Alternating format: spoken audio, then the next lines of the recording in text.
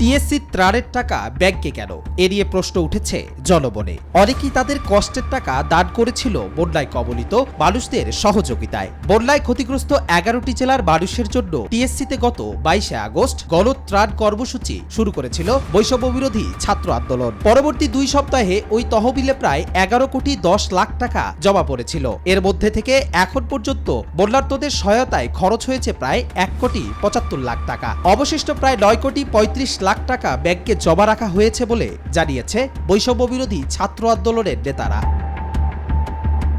ত্রাণ তহবিলের টাকা ব্যাংকে জমা রাখার কারণ ব্যাখ্যা করে বৈষম্য বিরোধী ছাত্র আন্দোলনের সমন্বয়ক হাসনাত আব্দুল্লাহ জানিয়েছেন, প্রাকৃতিক দুর্যোগের পর দীর্ঘমেয়াদী পুনর্বাসন কার্যক্রমের জন্য তহবিলের বেশিরভাগ অর্থ সংরক্ষণ করা হয়েছে। ত্রাণ কার্যক্রমের জন্য প্রাপ্ত অর্থ ঢাকা বিশ্ববিদ্যালয়ের শিক্ষক এবং অন্য 2 জনের সম্মিলিত স্বাক্ষরের মাধ্যমে তোলা সম্ভব হবে বলে জানান তিনি। এছাড়াও অডিটের মাধ্যমে সব হিসাব প্রকাশ করে দায়বদ্ধতার প্রমাণ রাখা হবে। তবে বন্যা শেষ হওয়ার পরও এখনো কোনো অডিট রিপোর্ট প্রকাশ কিংবা পুনর্বাসন কার্যক্রম শুরু না করায় জনমনে এই প্রশ্ন উঠতে শুরু করেছে।